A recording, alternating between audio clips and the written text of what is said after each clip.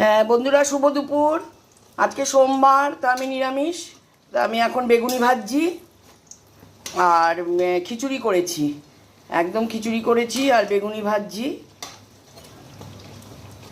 দেখো, আর দেখো খিচুড়ি করেছি, এই যে খিচুড়ি। চলো আমি শাশুড়ি মাকে যে বেড়ে দিচ্ছি।